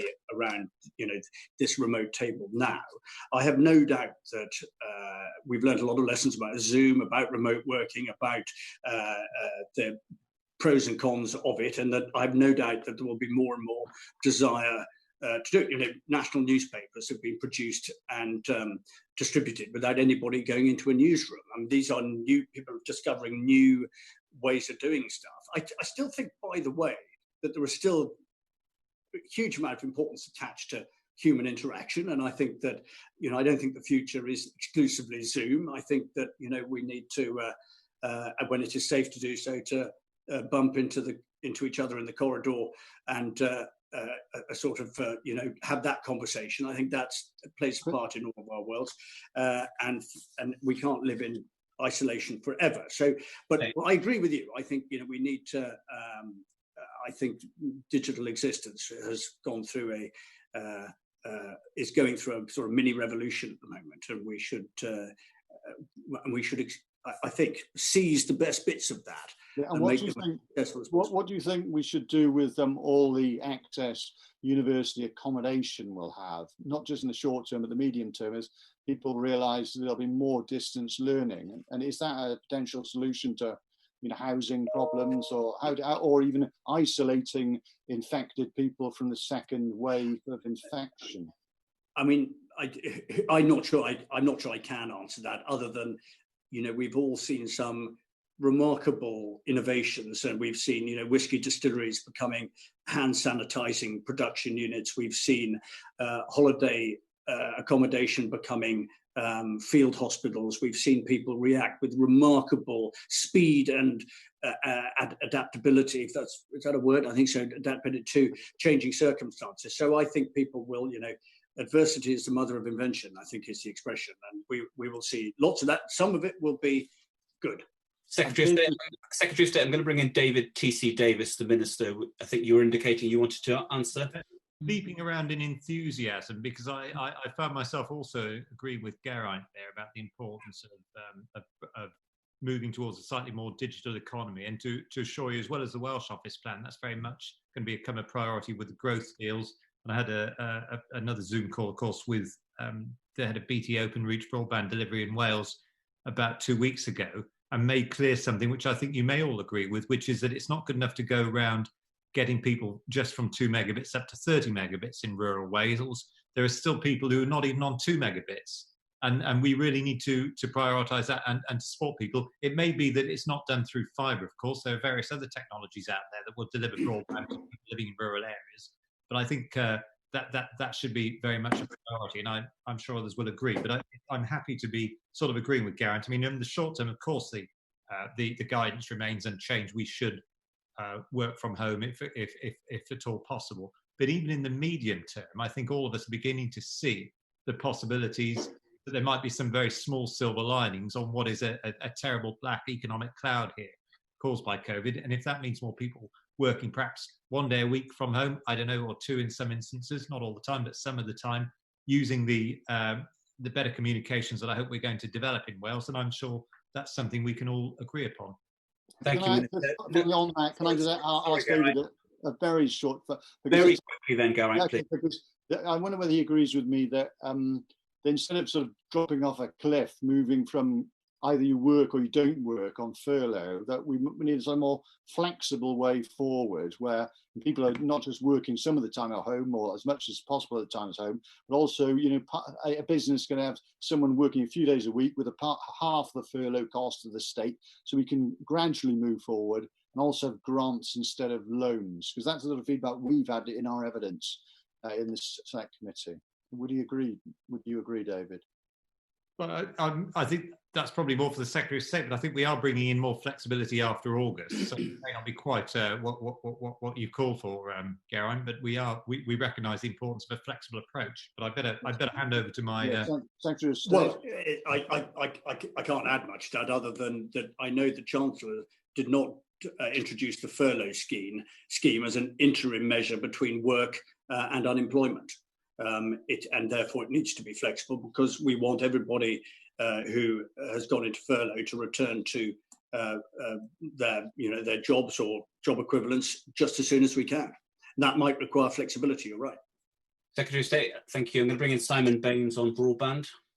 Yes, the Secretary of State had heard me pushing this issue before, and I would just want to emphasise how much I agree with Geraint and the Minister about the importance of connectivity, and also just to make clear that there are a lot of rural areas still that don't have good broadband connectivity and don't have good mobile connectivity, and this has been particularly brought to the fore during the crisis. And there is a generous fund of £5 billion from the UK government and BT, and there's obviously input from the Welsh government as well. I'm working with my opposite number in the spirit of cross-party cooperation, including South and Kent Skates, on this issue. But I just want to emphasise here that there are still significant holes in the coverage, and this has been thrown up by the crisis, and we really need to redouble our efforts when the crisis is over. Shall I go first on that one? Very quickly. Yeah. I completely agree, and that's why we bumped it up the list this morning, and we want it to be future-proof as well, whatever that is. But we don't want to be having this conversation in another 5 years when it turns out that 100 meg isn't enough to run a normal business or household. Minister David. All I can do is agree, Mr. Chairman. Thank you very much. Can I just come back to an issue that Geraint also raised around the Shared Prosperity Fund? Secretary of State, can I ask, at the moment in Whitehall, who is working on the Shared Prosperity Fund at the moment? It's Cabinet Office responsibility, with input from, in our case, Wales Office, Scotland Office and Northern Ireland Office. There will be numerous others in that particular loop, but as far as the devolved territorial offices are concerned, that's the loop that we're working in. So it's not the case that the issue has been parked in the same way that, for example, the flood issue that was discussed earlier with Beth Winter? No, I don't think so. I had a conversation in which there were number 10 participants within the last week or 10 days. Okay. I'm not aware of that. So what do you understand to be the timeline for government bringing forward more specific proposals on the Shared Prosperity Fund? I don't think there is a timeline, other than as soon as possible. I think everybody's aware that there is a time sensitivity about this. Geraint Davies alluded to it, and I think there are those. Obviously, there are a number of institutions in Wales which are heavily dependent on the decision as early as January next year, and so it is not lost on the Cabinet Office that there needs to be clarity around this, and we are pushing for that clarity. But as I said, all of the devolved are taking that view. So it's still your understanding that there will be a Shared Prosperity Fund live from January 21, or do you envisage some kind of interim tie-over mechanism? Nothing I have heard alters the existing position. And before the COVID-19 pandemic, there was a financial envelope that was being discussed for the Shared Prosperity Fund. Has that envelope changed at all in response to what we now understand to be the emerging economic impacts of COVID-19? Again, no.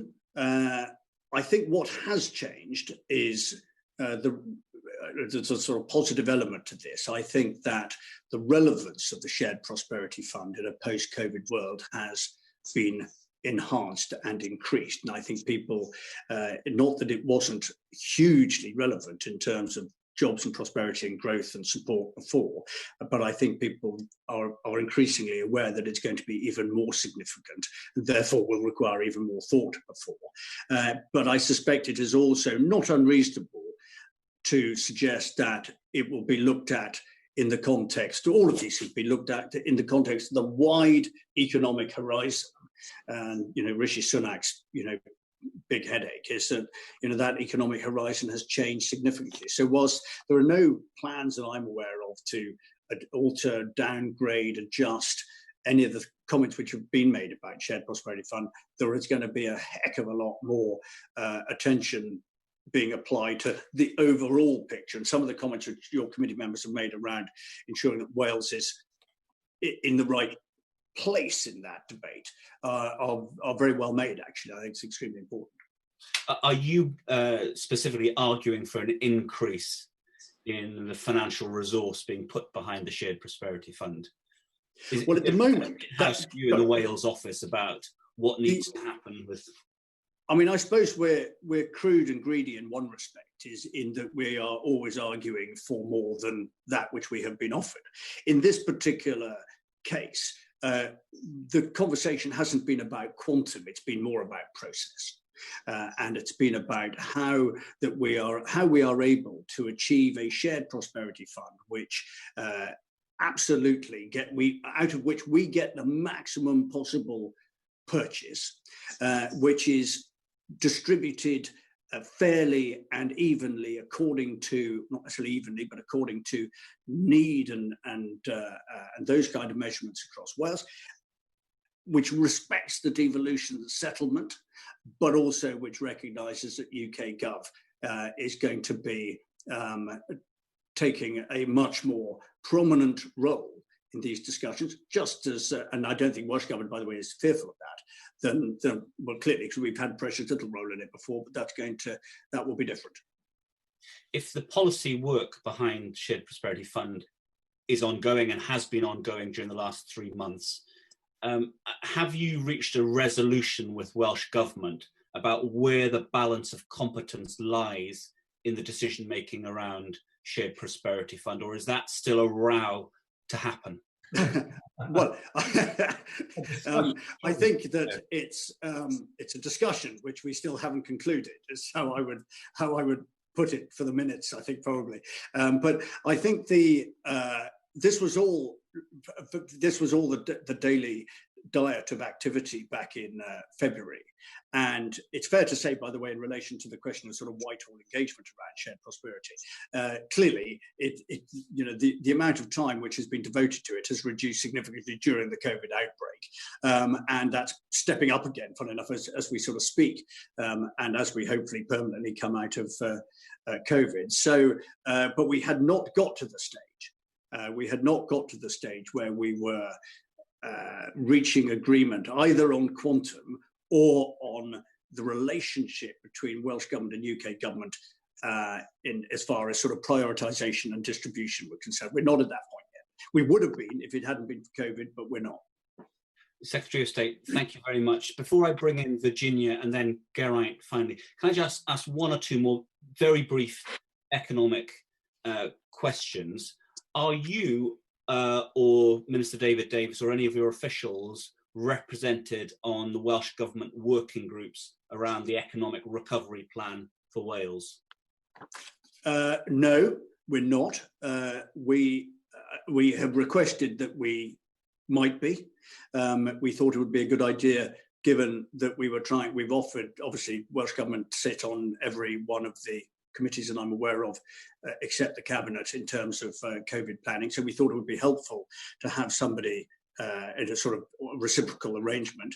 That was declined, but we were offered an opportunity to attend, I think, a Wednesday meeting of members of the Senedd, which I think is, I'm not quite sure what it is, but I know that the different group leaders are present at it. That wasn't quite what we had in mind, but we've asked them to revisit it and we will see what answer they come up with.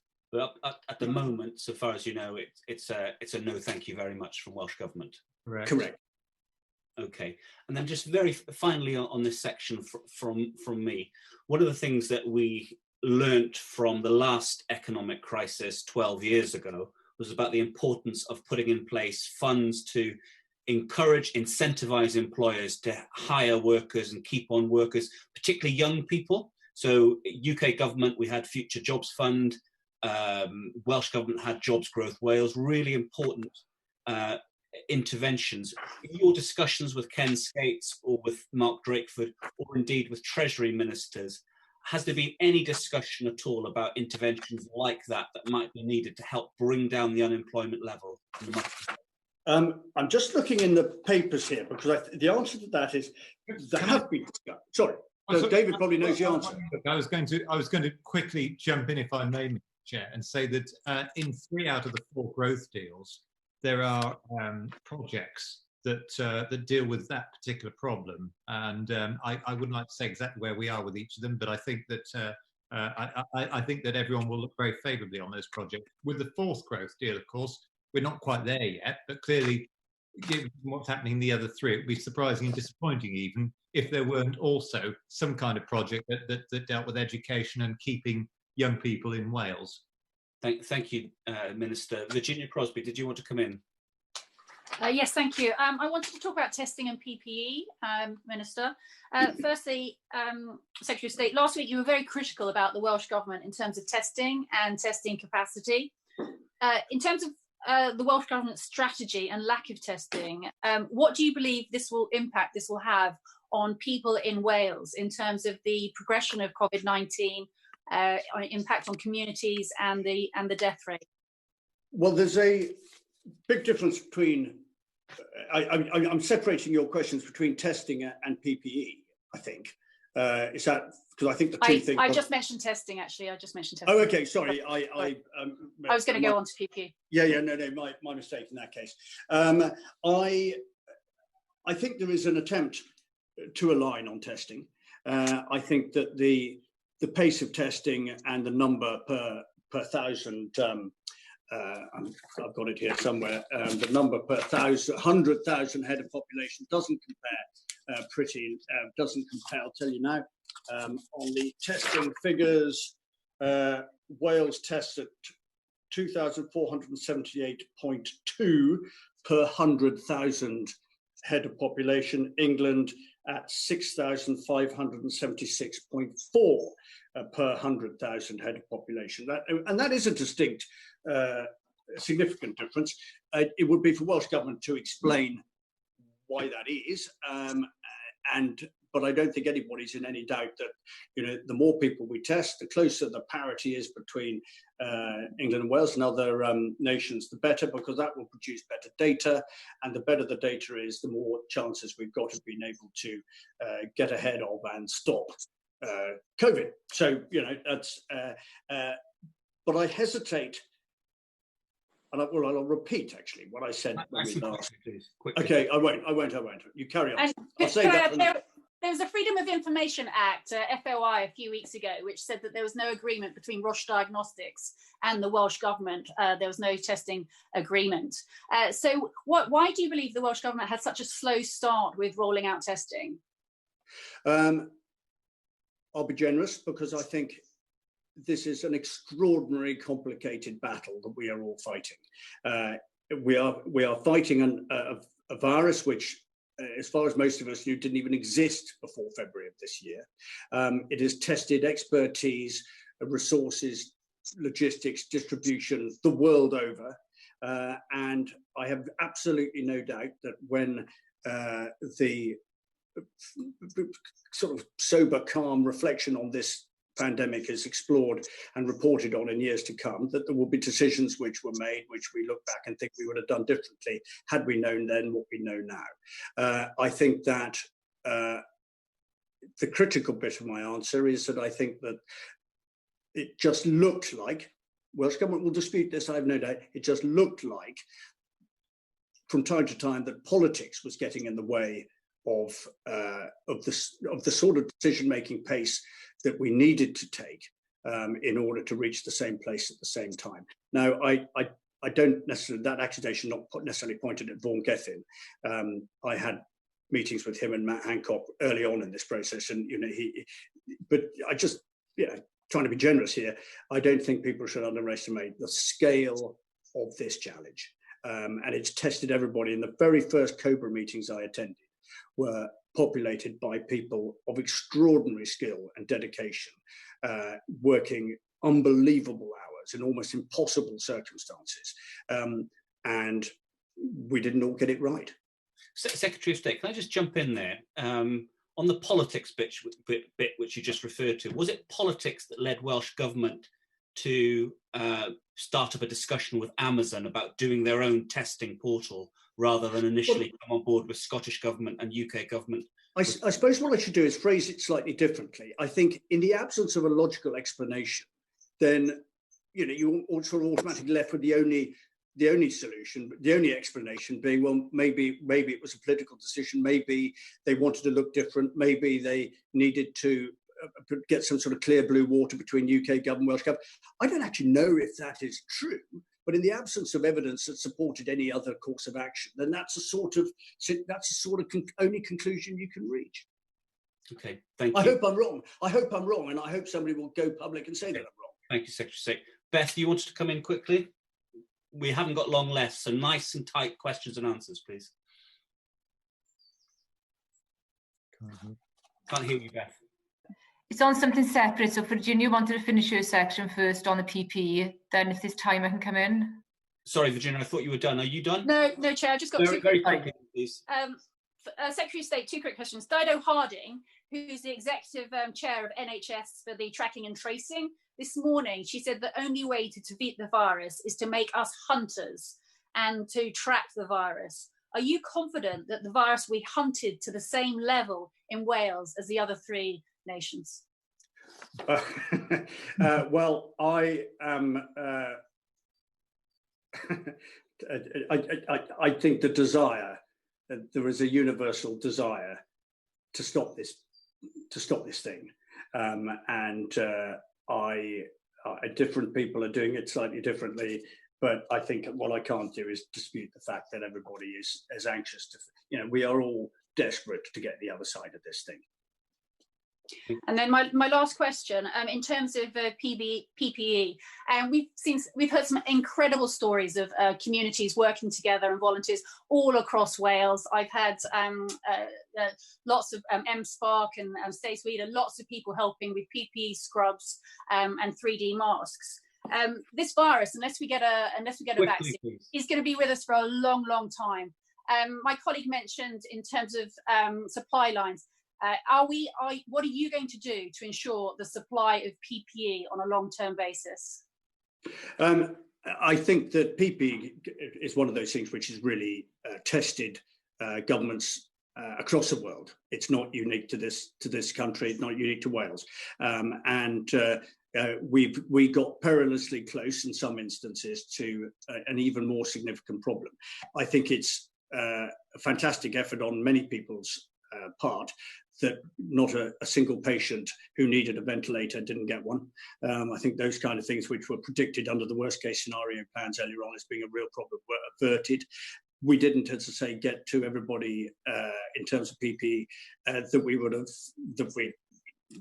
wanted to, and I think that the upshot of that was a recognition that our own manufacturing capability in the UK was something that we might want to look at. And I have no doubt that the lessons of actually something going on the world market, trying to find this stuff when everybody's trying to buy it, has led us to the conclusion we need our own homegrown resilience capability around PPE. That will be one of the things which I think will emerge in the aftermath of this as an essential part of our response to a pandemic, is that we have the capability. Thank you, Secretary of State. Thank you. Beth, very quickly. Just a very quick question with regards to the welfare benefit system. The current pandemic has exposed the shortcomings of the welfare system, whether it be universal credit, the 5-week wait, statutory sick pay not being, people not being eligible for that. Rent arrears are currently increasing. So we need to do things differently. What are your views on a recovery universal basic income in order to achieve a sustained recovery? And if the answer to that is not positive, do you accept that the welfare benefits system is in urgent need of reform to ensure that everybody has a decent standard of living? I think there's sort of couple of things wrapped into one another there. I think the 7.5 million people or whatever it is who've been furloughed at the taxpayer's expense would possibly, described their current circumstances in exactly the way that you just had. They have been, that is a sort of universal income provided courtesy of the taxpayer. And thank goodness, and everybody was amazed when Rishi Sunak announced not only the scope of that at 80%, but also the lifespan of it too. The wider question about DWP needing reform, I see the daily stats, and DWP went through some quite testing times early on in this when the volume of applications went through the roof. Unsurprisingly, it's recovered quite considerably since then, and in Wales it's rebalanced quite a bit. There will be, I've no doubt, there's going to be a long debate about the wider questions that you ask. I don't think we're in a position to answer them now. What we want to be able to do is to get as many people back into the work from which they were furloughed, and businesses up and running safely as soon as we can, and make sure everybody's looked after accordingly. Thank you, Secretary of State. Very, very quickly, Geraint, please. So you mentioned that, am I audible? Yeah, quickly. So you mentioned, Secretary of State, that the Shared Prosperity Fund had been put on the back burner because of the pandemic. Isn't this case that also the case for trade negotiations, both with Europe and the US? And aren't we at risk, if we don't move the transition period forward, aren't we at risk of being cornered by the United States, where clearly Boeing want to take advantage of Airbus and that they can push that over? Our steel will be undermined by US steel. Our farming will be undermined by substandard. Will you press the Prime Minister to move? Thank you, Geraint. Thank you, Secretary of State. I would argue that it's not on the back burner. It's just slowed down alongside a number of other things, which just slowed down as a consequence of COVID.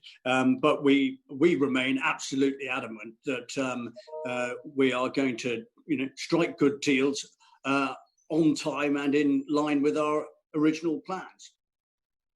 Secretary of State, thank you very much. I'm just mindful that because of the broadcasting requirements, if we go over our allotted time, we all get muted and disappear. So in the interest of good housekeeping and bringing the meeting to a nice formal conclusion, thank you very much, Simon Hart, David T.C. Davies. Really, really appreciate the amount of time that you've given us this afternoon, the quality of your answers. And to my fellow committee members, thank you. Brilliant, brilliant questions. Very good. Thank you. And in the spirit of the liaison committee, who were trying to persuade the Prime Minister to commit to another session before the end of the summer term, we would absolutely love it, Secretary of State, if you could do another one of these sessions with us before Parliament dissolves for July, if indeed we do. Of course, count it, take it as read. Thank you very much, all. Thank you. Thank you.